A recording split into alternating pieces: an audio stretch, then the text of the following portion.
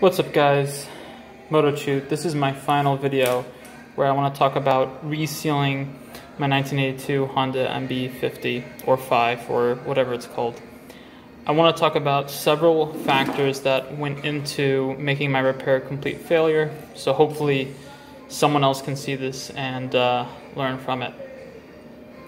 First thing, when sealing the tank, what I had failed to realize is the internal part of my tank was not flush, meaning there was an actual tube rising in the fuel tank. So after placing the sealant, the Redcoat, which I'll get to in about a second, that actual tube got completely plugged. It got plugged with the fuel tank sealant, and it was terrible to remove because you can't drill it, potential for fire. You can't force it out because if you dislodge it, you might tear the fragile welding, or you don't want to knock it out either, right?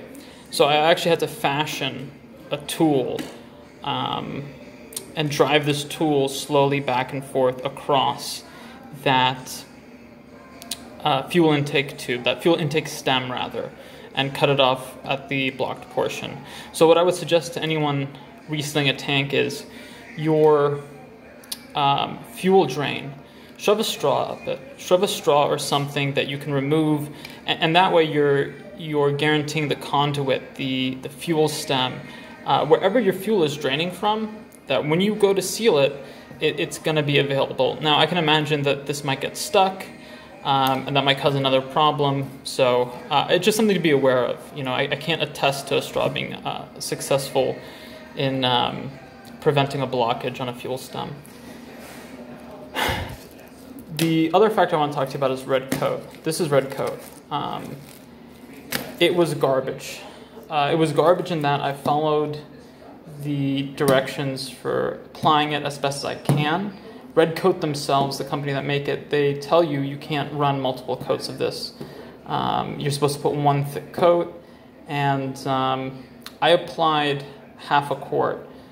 Supposedly 1 quart is good for a 20-gallon tank. Again, I had a 2.5-gallon tank, so I thought I would have more than enough. Some issues around Redcoat were draining the excess from the tank. Secondly, it thickened. It thickened very quickly. And those two things, I think, resulted in not having a complete coat across my tank. Now, I'm sure there's plenty of people that know how to use this better than me and are professionals, and they're like, you know what, fuck this guy, he's an idiot. At the end of the day, make sure you have all the tools and solutions you need for your job. Research has indicated to me that pour 15, paint over rust, is superior, and I'm inclined to think so because you can add multiple coats. Again, this Redcoat stuff, I had my skepticism going into it, and the job it ultimately did, I couldn't be more disappointed with it. Final note, I had done my job using muriatic acid, and muriatic acid is probably something you want to resort to in worst case. Try going with a softer acid like vinegar, because part of the reason I think my job turned out so poorly was using such a strong acid. Alrighty, that's it for this video. Thank you guys.